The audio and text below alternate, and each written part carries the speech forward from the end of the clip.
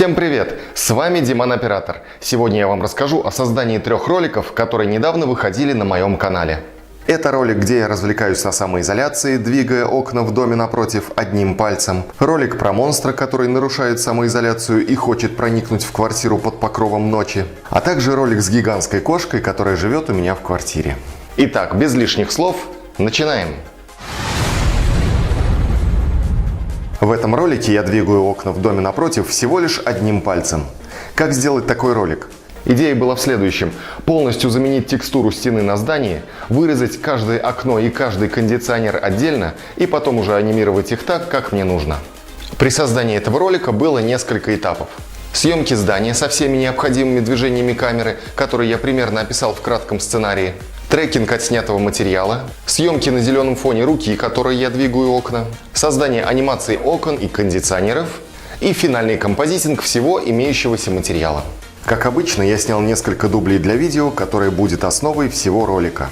В каждом дубле я двигал камеру немного по-разному и в результате выбрал дубль, наиболее подходящий по динамике движения камеры. После этого я откорректировал искажение оптики на отснятом материале, для того чтобы дальнейший трекинг дал лучшие результаты. Трекинг не занял много времени. Я его выполнял стандартными средствами After Effects. Это был трекинг статичной камеры. В целом он получился довольно неплохо, но было 2 участка, где трекинг давал сбой. Это несколько кадров в начале ролика и несколько кадров в конце ролика. Эти моменты я откорректировал впоследствии вручную. Далее мне предстояло сделать текстуру стены и вырезать все окна с кондиционерами. Текстуру стены мне надо было сделать безо всяких оптических искажений, для того чтобы она максимально качественно совместилась с исходным видеоматериалом, в котором, как вы помните, я убрал оптические искажения. Из нескольких фотографий стены я собрал большую панораму в программе AutoPano Giga. Я проделал довольно большую работу в фотошопе для того, чтобы нарисовать текстуру стены, в которой не было бы повторяющихся элементов. На самом деле там, конечно, были повторяющиеся участки, но я старался сделать так, чтобы они были как можно менее заметны. Итак, примерно 1-2 дня я потратил на создание чистой текстуры стены и на вырезание окон и кондиционеров. Размер текстуры составил 4235 на 4545 пикселей. Теперь надо было отснять, собственно, саму руку, которой я двигаю окна. Изначально я снял руку просто на зеленом фоне и потом попробовал грубо совместить ее с отснятым материалом. После нескольких попыток стало понятно, что двигать пальцем в пространстве наугад – это не очень хорошая идея, потому что на композитинге палец постоянно попадал не туда, куда хотелось бы. Для того, чтобы точно пальцем попадать в окна, я нарисовал на зеленом фоне разметку карандашом. На разметке я выдержал пропорции размещения окон. Карандашная разметка была еле видима на камере, но мне она была хорошо заметна и очень помогла во время съемок руки. Я снял несколько дублей движения руки и выбрал самый подходящий на мой взгляд. Итак, весь материал готов. Теперь предстоит работа по композитингу. Для начала я совместил видео с рукой и исходное видео. Для того, чтобы вырезать руку с зеленого фона, я использовал стандартное средство After Effects – плагин K-Light. Это достаточно мощное средство для кейнга, которое я использую довольно часто. После совмещения откейнной руки и исходного видео хронометраж немного не совпадал, и мне пришлось разбить видео с рукой на 3 отдельные части, которые я вставлял именно в тот момент, когда это было необходимо. Разметка, которую я сделал на зеленом фоне, конечно, очень помогла, но все же иногда приходилось корректировать положение слоя с рукой. В какие-то моменты рука вылезала слишком высоко и был виден край кадра. Чтобы скрыть этот факт, я просто в определенные моменты увеличивал изображение целиком. Анимировать окна было не так сложно. Для удобства анимации окон и кондиционеров я расположил на экране 2 композиции. На одной я двигал и вращал окна, на другой корректировал положение руки, когда это было необходимо. Сначала я двигал одно окно, подгоняя его положение под движение пальца, и уже потом, на пути движения этого окна, я двигал другие окна, которые попадались на пути. Собственно, так я и сделал анимацию всех окон и кондиционеров. Никакой автоматической анимации здесь не было, это полностью ручная работа. Кстати, в окнах должно корректно отражаться окружающее пространство, в особенности, когда окна двигаются и вращаются. Для этого я нарисовал маски на всех окнах и с помощью Parent привязал каждую маску к каждому конкретному окну. Таким образом, все маски двигались вместе со своими окнами. Получившуюся общую анимированную маску я использовал для того, чтобы положить поверх окон карту отражений. Пришлось закрыть глаза на то, что при такой динамике движения неизбежно будет небольшая тряска стекла в рамах. Да и вряд ли при таких движениях стекла вообще останутся целыми. Чтобы вся анимация лучше вписалась в исходное видео, я добавил небольшое размытие с помощью камеры Lens Blur. И кроме того, добавил размытие окон в движении. Звуки, под которые передвигаются окна, я нашел в открытом доступе в разных источниках. Далее я применил минимальную цветокоррекцию, и ролик был готов.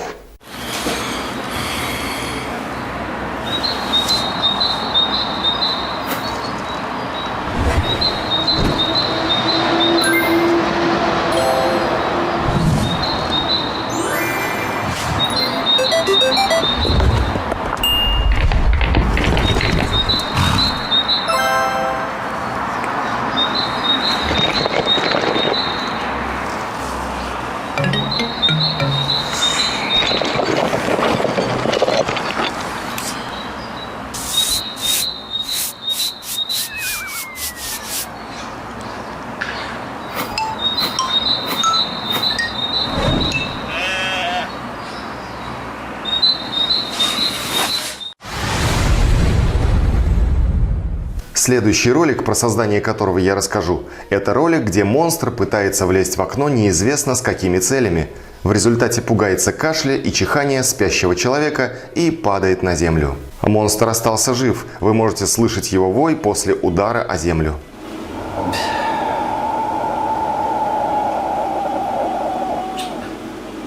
Этот ролик был в производстве не настолько сложен, как многие другие мои ролики. Для начала надо было снять фон для ролика. В качестве фона я использовал фотографию своей комнаты, которую снял в полной темноте с длинной выдержкой. Модель монстра, который залезает в окно, я уже использовал в ролике, где чудовище с красными глазами лазает по балконам дома напротив. Я слегка его модифицировал, надев на него маску. Анимация была не очень сложной. Фактически, до того момента, когда монстр срывается вниз, все движения монстра в ролике были лишь движениями корпуса, рук и головы. Риггинг персонажа был сделан с помощью генома. Всю анимацию я закончил за один день. Освещение я подбирал на глаз. Основной источник света был со стороны улицы, и кроме того был дополнительный источник света в комнате. Чтобы было ощущение взаимодействия монстра с окружающим пространством, я добавил тени и отражения. Для получения теней я использовал простейшие примитивные объекты, размеры которых совпадали с реальными размерами окна и подоконников. Отражение было просчитано по-честному, в 100% отражающей плоскости. Сейчас я расскажу, как я добавлял просчитанные тени и отражения на исходный материал. Тени я добавлял в несколько этапов. Для начала я просчитал тени на подоконнике и на внутренней части рамы. Далее маской я ограничил область изображения, чтобы не попало ничего лишнего. Таким же образом я просчитал тени от монстра на верхних откосах. Тени были просчитаны как черно-белое изображение. Если тень на подоконнике я накладывал в режиме Multiply, то на верхних откосах наиболее подходящим режимом наложения тени оказался режим Soft Light, который сохранял цвет тени именно таким, каким мне и хотелось его видеть. Теперь я расскажу об отражениях. Отражение монстра в окне должно перекрывать все другие отражения. Другими словами, через него ничего не должно быть видно. Я просчитал отражение монстра в обычной плоскости, которую поставил там, где находится оконное стекло. Из просчитанного отражения невозможно получить альфа-канал.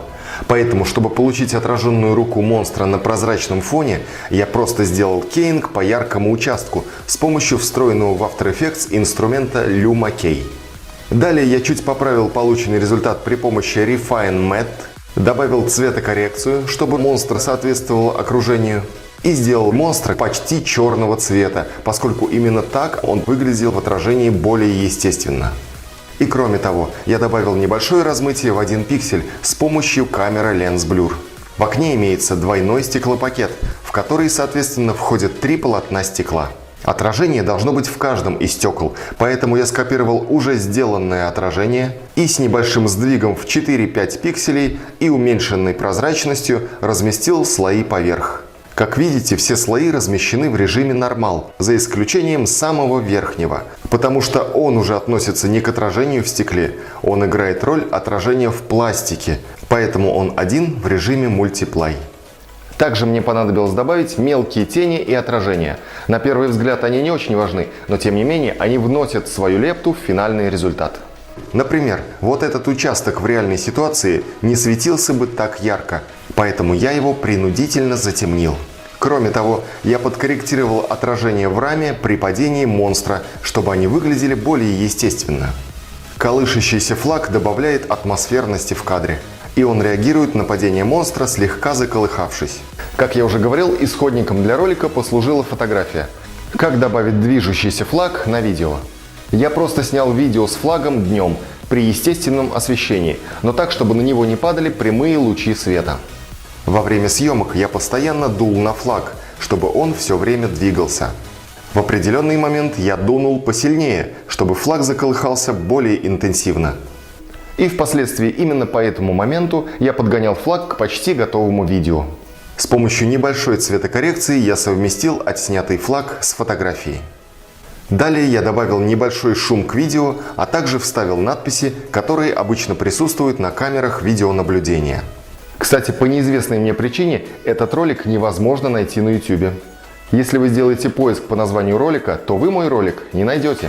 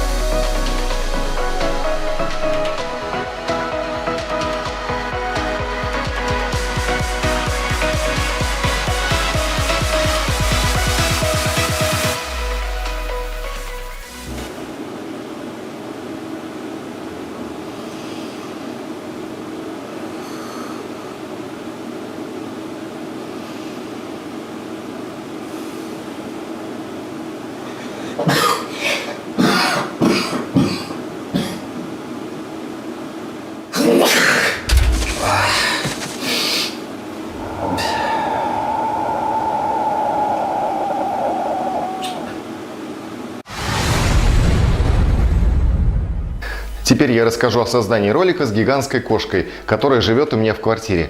Снимал я этот ролик на объектив Fisheye, и это было сделано не случайно. У объектива Fisheye очень большая глубина резкости и очень маленькое фокусное расстояние, благодаря чему вся картинка остается в резкости, практически вся.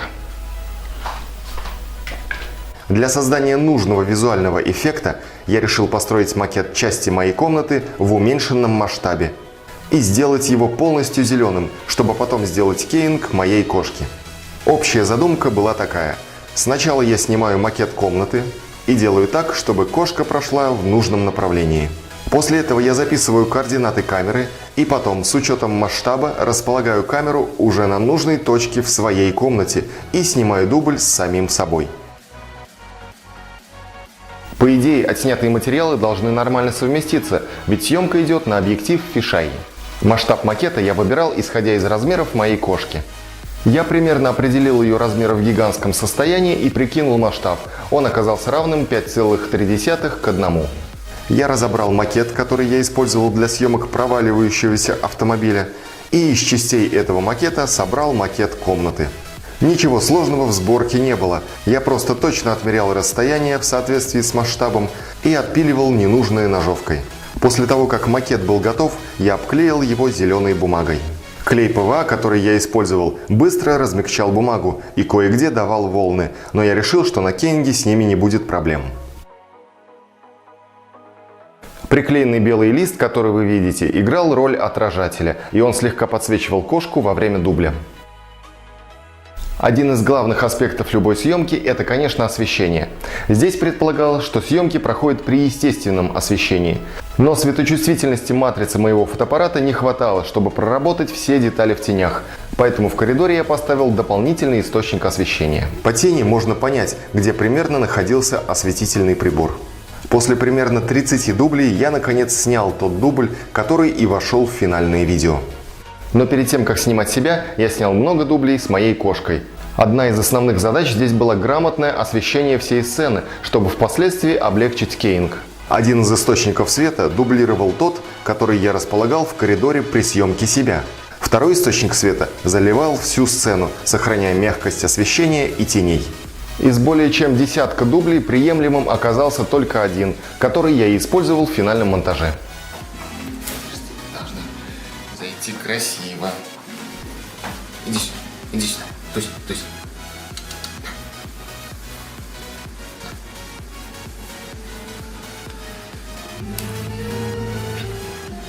Итак, съемки закончены, и теперь можно посмотреть на предварительные результаты композитинга в After Effects. Они меня очень порадовали. Весь объем сцены сохранен, и план с кошкой прекрасно вписывается в материал со мной. Теперь пришло время композитинга. Один из самых главных вопросов здесь – это, конечно же, кейнг.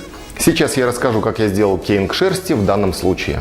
Прежде всего, я масками убрал все ненужные области, которые бы помешали кейнгу. В данном случае мне понадобилось использовать 7 масок разного назначения. В одном моменте хвост кошки немного залез на ту область, где не было зеленого фона, и этот участок я тоже подкорректировал маской с размытием по краям. Итак, маски с разной степенью размытости я сделал. Посмотрите, что получилось на данном этапе. Для кейнга я использовал встроенный в After Effects плагин K-Light. На самом деле это очень мощный плагин, если знать, как им пользоваться. Я выбрал среднее значение зеленого фона и начал прибавлять Screen Gain. Этот параметр означает усиление значения зеленого фона, и при кейнге этим плагином, на мой взгляд, этим параметром надо пользоваться в первую очередь. Я поднял его значение до 176. Параметры Clip Black и Clip White, как вы видите, я оставил без изменения, для того, чтобы шерсть в результате клиппинга не съедалась.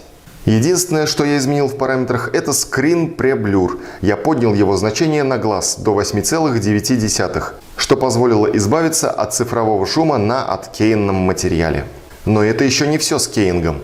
Я добавил плагин K-Cleaner с настройками по умолчанию, а также Advanced Spill Suppressor для удаления зеленой составляющей из откейнного материала. Кроме этого, я добавил фотофильтр для того, чтобы откорректировать цветовую составляющую на кошке. Но и на этом кейнг не закончился.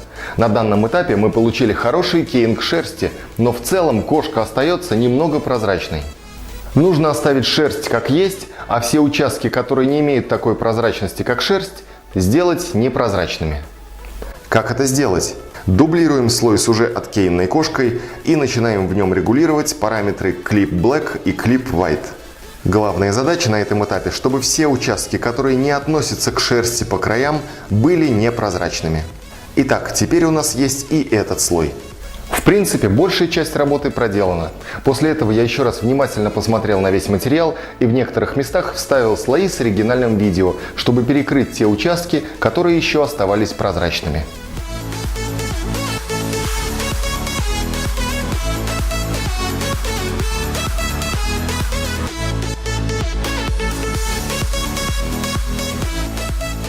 Ну что же, кейнг кошки закончен, и теперь надо уделить внимание теням. Если тени находятся на своем месте, то они добавляют естественности в любой видеоматериал. Чтобы получить тень на стене, которая занимает больше всего площади на экране, я взял оригинальное видео, ограничил размытыми по краям масками участок, где находилась сама тень, после чего убрал в материале насыщенность, сделав его черно-белым, немного поднял контраст с помощью инструмента Levels и слегка размыл весь материал с помощью Compound Blur. Получившийся слой я расположил над фоном в режиме Multiply.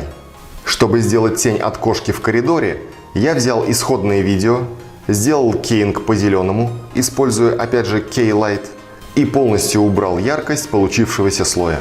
После этого я снизил прозрачность слоя до 34% на глаз. Как только кошка выходит из коридора, тень там уже не нужна, поэтому когда кошка почти полностью перекрывала дверной проем, я плавно уменьшал прозрачность слоя до нуля. Этот слой с тенью я немного отмасштабировал. Масштаб по горизонтали составил 224%, а по вертикали 140%. Сделал я это для того, чтобы динамика движения тени на стене напоминала динамику движения тени от меня в тот момент, когда я проходил перед источником света. Далее было несколько мелких доработок по теням. Тень слева на стене была сделана по уже известной схеме. Ограничиваем нужный участок масками, убираем насыщенность, чуть повышаем контраст, немного размываем и кладем в режиме мультиплей. Точно по такой же схеме были добавлены дополнительная тень от кошки на дальней стене, тень в проеме и тень на полу.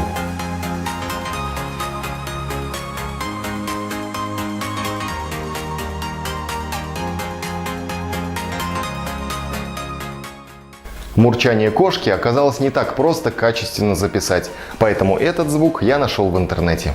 Ну что же, вот и все секреты создания этих роликов. Надеюсь, это видео было для вас интересным и в чем-то полезным. Оценивайте видео, подписывайтесь на канал и задавайте вопросы. И создавайте свои интересные видео. Впереди будет еще много интересного. С вами был Диман Оператор. Всем пока!